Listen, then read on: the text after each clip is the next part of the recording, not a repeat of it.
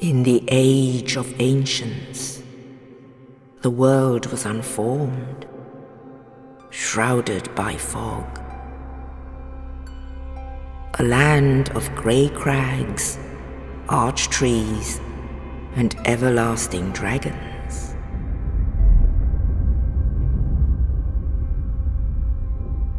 But then there was fire, and with fire came disparity. Heat and cold, life and death, and of course, light and dark.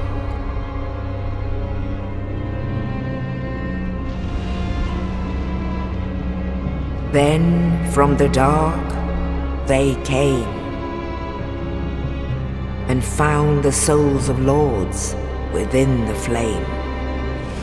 Gwyn, the Lord of Sunlight, and his faithful knights. Gwyn's mighty bolts peeled apart their stone scales. Thus began the Age of Fire. Gwyn is the lightning-throwing patriarch of Londo, the god of sunlight, one of the four lords who created Lord Ran and the first lord of Cinder. He is the final boss of the first Dark Souls game and one of the most iconic bosses of the whole series. If you were to ask a person who only have a surface level of understanding of Dark Souls, that person would say that Gwyn was the benevolent god who waged war against the dragons to create the glorious Age of Fire, an age where demons, men, gods and deads alike could coexist under the brilliance of the first flame. But as the flame started to fade over time, so did the Age of Fire, and the world of Lord Ran. And so, terrified of the idea of a flameless world, Gwyn would sacrifice himself to link the fire, thus becoming the first Lord of Cinder. A heroic but tragic figure, one that is all too common in the world of Dark Souls. But, you will learn today that everything about Gwyn lies on the surface, and that everything under the surface is hollow. His power, his influence, his glorious history and reputation, all lies, distortions and manipulations. Today, we will talk about the greatest villain of the Dark Souls trilogy, the despotic mad god, Gwyn.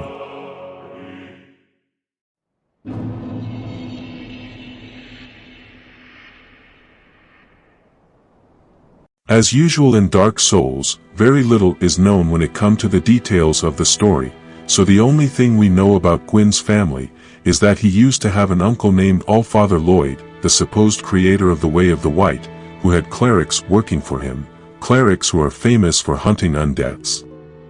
Lloyd was still a revered and respected figure in Dark Souls, but in Dark Souls 3, Lloyd is considered forgotten by his own Way of White. In fact, the clerics of Karim strongly assert that he was a derivative fraud, and that his title of Allfather was self-proclaimed. We don't know exactly what kind of relationship Gwyn had with his uncle, but if he's the only member mentioned, we can assume that Gwyn's own father was either dead or absent, making Lloyd his only role model. A role model who turned out to be a liar and a fraud, setting up the young Gwyn to a much too similar path.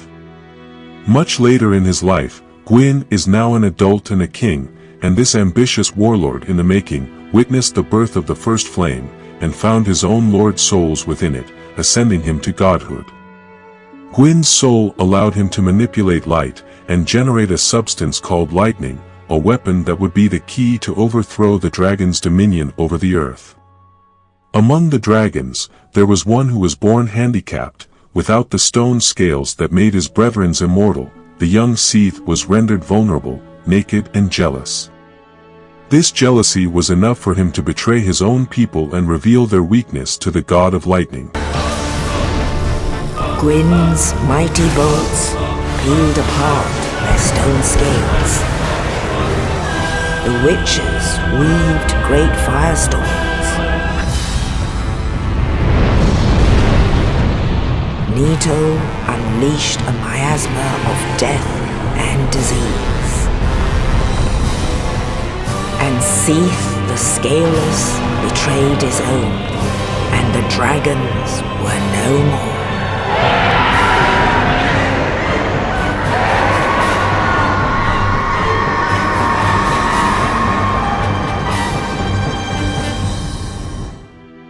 This is how Gwyn's reign started, with the genocide of another race, the dragons. And as you will quickly find out, Gwyn is very fond of killing and enslaving to get his way.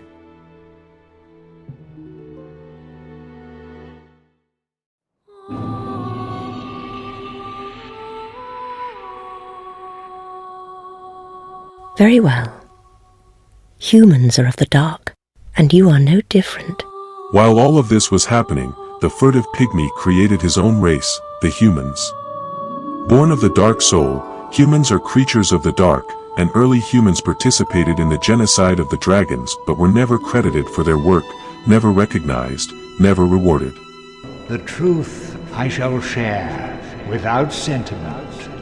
After the advent of fire, the ancient lords found the three souls, but your progenitor found a fourth, unique soul, the dark soul. Gwyn's own knights, the Silver Knights who seem to be a part of his newly created race of gods, are revered and represented all around Lordran, but the human knights, the Ring Knights as we will eventually call them, history will simply forget about them. History is written by the victors after all, even when it comes to your own side.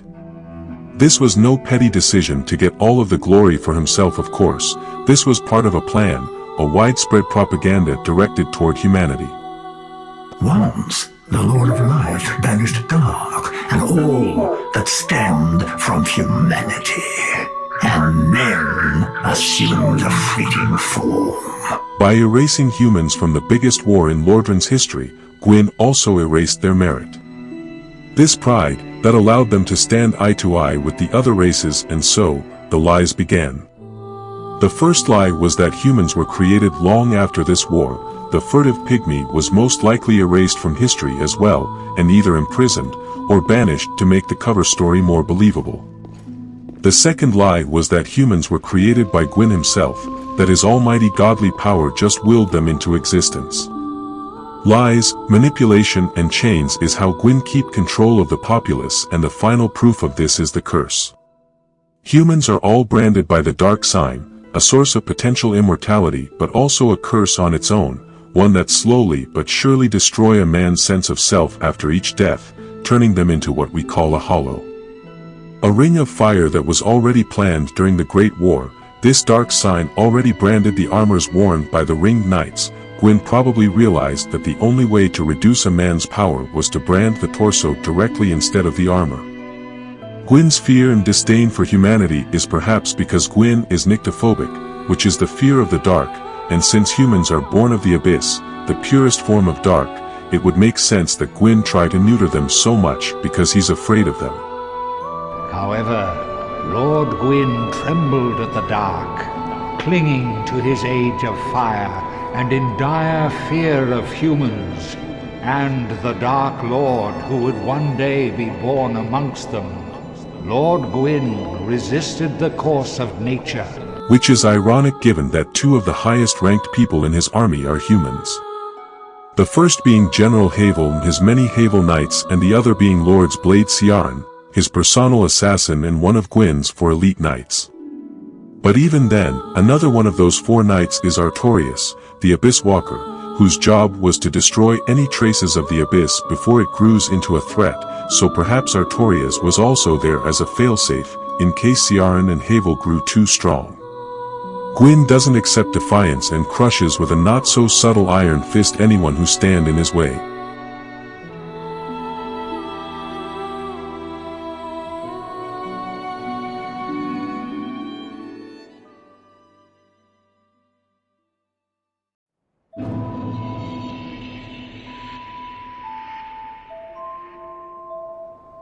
During his time on Lordran, Gwyn founded a family and had many children. We don't know who the mother is, but that doesn't really matter. What matters here is how he treated his own children. The oldest of them, Gwyn's firstborn, also participated in the war against the dragons. His real name is unknown, but if we piece together enough evidence, we can deduce that his name was Farum. The Farum armor set, that's on the cover of Dark Souls 2, state that it was blessed by a war god named Farum. Dark Souls 3 reiterate by stating that it is named directly after the god of war. And of course, a certain boss in Dark Souls 3 called the Nameless King can be fought in Archdragon's Peak.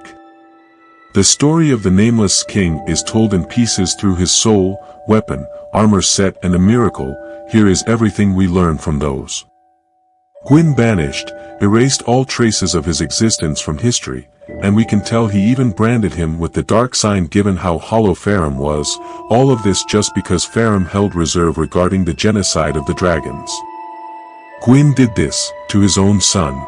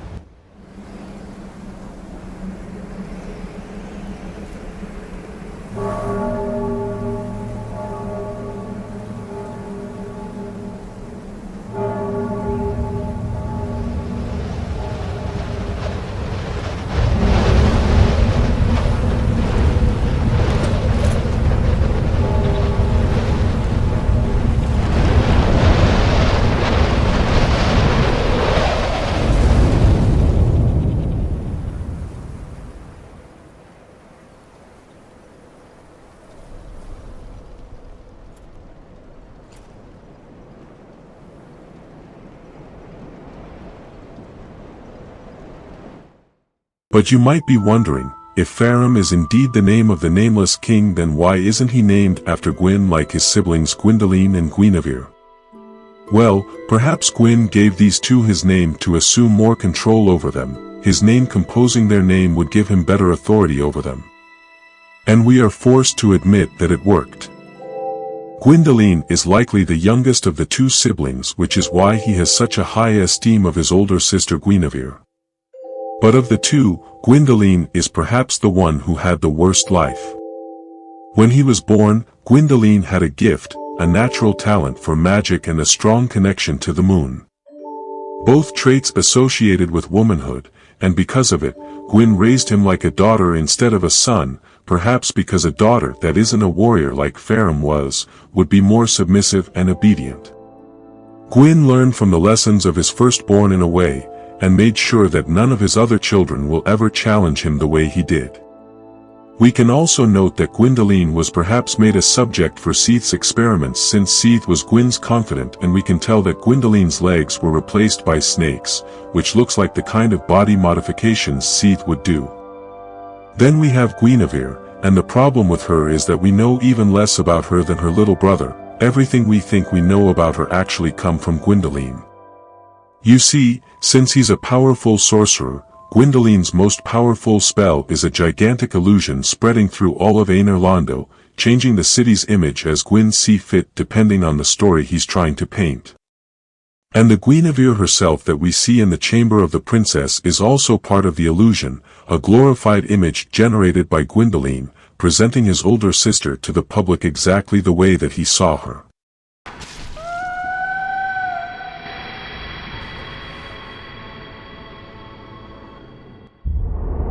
Thou that tarnisheth the godmother's image, I am Gwendoline. And thy transgression shall not go unpunished. Thou shalt perish in the twilight of Aner Londo. There are multiple statues of Guinevere in Aner Londo that fits her appearance in the chamber, of course, but who's to say that those statues aren't based on Gwendoline's portrayal of Guinevere and not the actual Guinevere? It's also worth noting that Gwendoline is a poor fighter because his greatest weapons are his schemes, his lies, his illusions. And when you know that his father, Gwyn, was also a fraud and a manipulator, you can say that Gwendoline got those skills from his father, just like Gwyn got them from Allfather Lloyd. Treachery, lies and deception seems to run in that family. The last three members of that family we have to talk about have much smaller roles and were seen in Dark Souls 1 and 3. The first of those is Priscilla the Crossbreed, a boss who is found in the painted world of Ariamis. We don't know exactly who she's the daughter of, but she's probably born from Seath the Scaleless and Guinevere. Regardless, the result is a being that is half dragon and half divinity. We don't know why exactly she is found there in the first place, but the description of her scythe state that the gods feared Priscilla's life hunt ability. But another possible reason is, perhaps, that Gwyn simply hated Priscilla for being a hybrid. Seath was Gwyn's confidant and one of the few Gwyn could call a friend, but Seath was also a mad scientist who thought a way to heal his condition. He was seeking the immortality he lacked due to his scaleless nature, so even though Priscilla is definitely part of Gwyn's lineage, she's most likely no more than one of Seath's experiments, even in the eyes of Gwyn. So whether Priscilla is indeed the daughter of Guinevere or not, doesn't really matter, because he most likely threw the mother at Seath without a care of what Seath would do to her. Gwyn's own family members are just pawns to him, just like the members of his army. Meaning that the reason Priscilla is found there is because she was quite literally discarded, tossed aside like trash. Which would also explain why Priscilla loved the hostile inhabitants of the painting so much, describing them as kind, because they're the only family she ever knew. There is also Yorshka, met in Dark Souls 3, who we know for a fact that she's the younger sister of Gwendoline and the youngest heir of Gwyn's bloodline, since she outright called Guinevere Sister Guinevere, just like Gwendoline did. Thou hast journeyed far. Hear my voice. Thou'st journeyed far. Hear my voice. If thou shalt swear by the covenant to become a shadow of Father Gwyn and Sister Guinevere. If thou shalt swear by the covenant to become a shadow of Father Gwyn and Sister Guinevere. A blade that shall hunt the foes of our lords. A blade that shall hunt the foes of our lords. Then I shall protect thee, safeguarding thy person with the power of the dark moon. Then I place thee under the aegis and the power of the dark moon. We can also note that Yorshka appears to also be a dragon hybrid like Priscilla due to her dragon tail, and similar scaly white markings on her face which I'm not sure what to make of. Perhaps a second attempt from Seath that survived or was even more hidden than Priscilla was. And finally we have Princess Philionor of the Ringed City, which we will come back to in a moment. The reason I'm talking about all those children is so you can understand that not even Gwyn's own family members are safe from him, and he often punishes them harder than anyone else, placing them in positions of power so they can run a specific part of his regime for him, whilst maintaining control over them. Gwyndolin and Guinevere were tasked to take care of the capital city of Aenir Londo, but were ironically trapped in that position, and were also the subjects of Seath's folly. Priscilla and Farum were banished, one due to rebellion, the other due to the circumstances of her birth. Yorshka had to take over the role of captain of the Blades of the Dark Moon, after Gwyndolin could no longer do it himself. The Blades of the Dark Moon being a special covenant of knight mercenaries defending Aenir Londo from invaders. And then we have Princess Philionor of the Ringed City.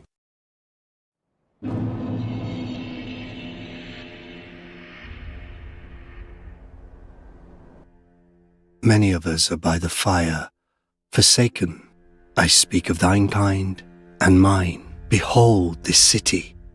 We are kindred, but like two eyes which gaze upon the other. Fear not the dark, my friend, and let the feast begin. The Ringed City was Gwyn's biggest project in his crusade against the Abyss and possibly his final project before leaving for the Kiln of the First Flame. The Ringed City is an isolated place that was tasked to contain and isolate the dark soul of humanity from the rest of the world. The dark soul of humanity trapped inside a ring-shaped city, just like humans are trapped by the curse of the ring-shaped dark sign. Within the city, the propaganda of the gods is everywhere, statues of Gwyn's silver knights, architecture reminiscent of Aenir Londo's particular style, churches dedicated to Gwyn's family, and yet the only knights guarding the city are the ringed knights we already talked about, the enslaved knights that were erased from history. The first generation of humans are guarding the source of the power of their entire race. Metaphorically, they are the guards of their own prison and they attack anyone trying to get to the key. We can even see a statue representing Gwyn and the furtive pygmy. Gwyn is portrayed as a tall, noble, wise, and caring old man, whilst the pygmy is portrayed as a small, weak and submitted, emaciated thing, clearly representing the hold that Gwyn had on humanity, humiliating anything that could give them pride, in his attempt to neuter them and prevent them from rising up against him. Visually, this statue tells the message that since the creator of humans is a servant of the creator of the gods, then the human race should serve the god race. Gwyn is lying even about the origins of another race just to keep it under control. And speaking of control, it is time to talk about one particular boss of the Ringed City. We've said before that Gwyn led the genocide of the dragons and annihilated most of them, while the survivors were hunted down for sport by his silver knights and his dragon slayers like Ornstein. But there was one dragon that Gwyn kept on his side, a dragon he found as an egg and kept as a slave, and his name was Midir, the Dark Eater. Midir's name come from the mythological cycle of early Irish literature, and refer to a man often represented by a purple tunic and is described as the god sovereign of Cid, also known as the other world. To put it simply, Midir is to Irish mythology what Hades is to Greek mythology, the lord commanding over the realm of the dead. In Dark Souls, Midir is a black-scaled dragon, a descendant of the ancient archdragons, and was raised by the race of gods, and owing to his immortality was given a duty to eternally battle the dark, a duty that he would never forget, even after the gods perished. Just like Artorias or the undead legion of Farron, Meteor was tasked to hunt down any traces of the abyss, using his power and immortality. But just like all of those who tried to stop the spread of the abyss, they ultimately failed.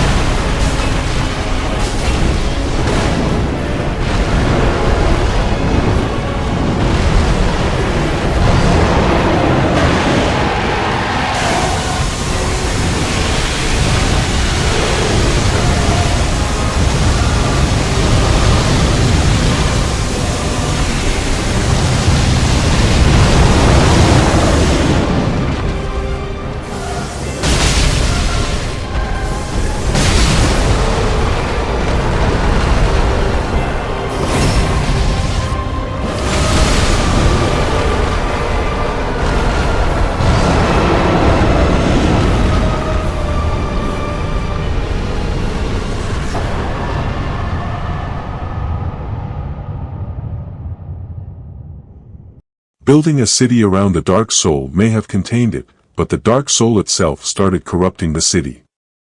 Despite Meteor's effort, the abyss still spreading to the city and outside of the city, as merkmen of the deep are found even in the Dreg Heap, far beyond the reach of the Ringed City. And it's no surprise that Meteor is ultimately fought deep below the earth, like his godly Irish counterpart. In his second phase, Meteor even starts summoning souls of humanities to attack you, once again referencing the Irish god of the otherworld. An entire city built like a prison guarded by its own slaves. A city completely isolated from the outside world. So isolated in fact that a spell casted on Princess Filianor and the egg she was sleeping on, shielded the city from time itself, protecting the city from the convergence that was happening outside. But the moment the Ashen One touches the egg and break it, waking Filianor up in the process, the spell break with it, and time rapidly catch up with the city, bringing it to the same state of ashen decay as the rest of the world.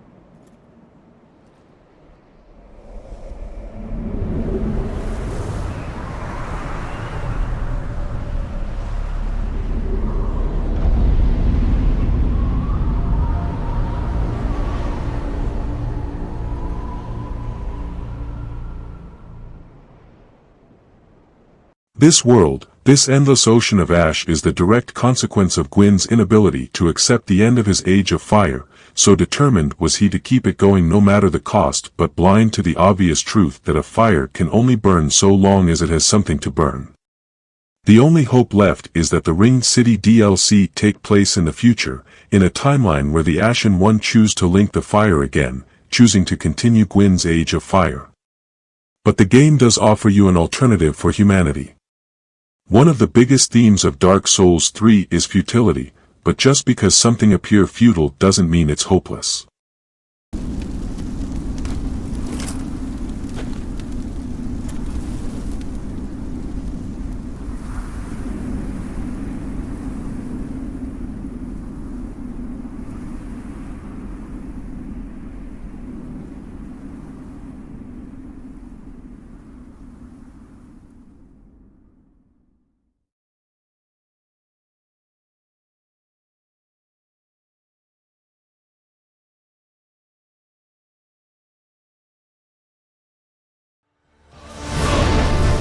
Gwyn's mighty bolts peeled apart their stone scales. Foolishness. The king's decree is no trifling matter. Dark will again be ours, and in our true shape, we can bury the false legends of yore. A world without fire. I am Oya. I sought to shed the yoke of fate, but failed. Fear not the dark, my friend, and let the feast begin.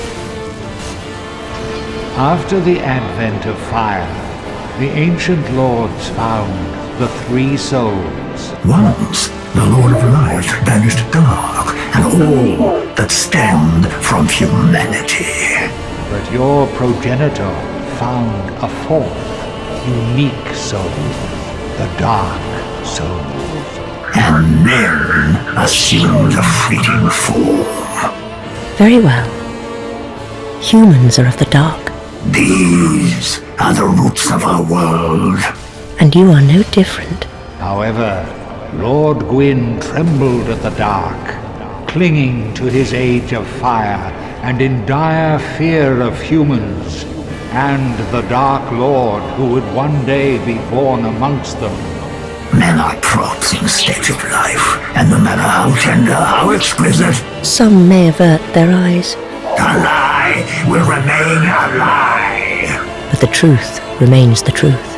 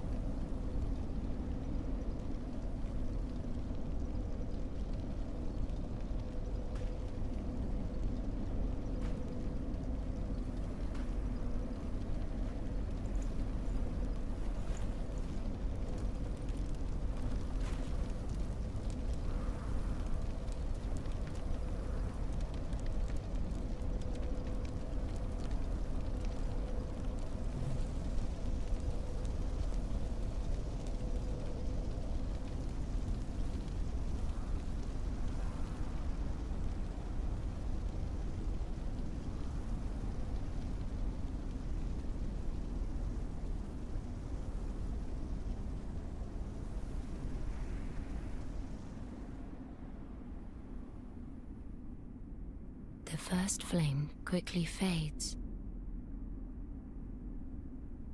Darkness will shortly settle.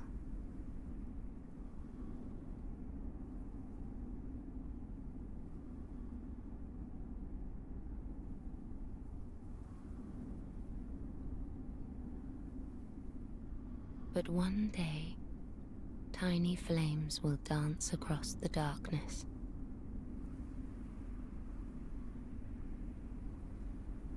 Like embers linked by Lord's pass.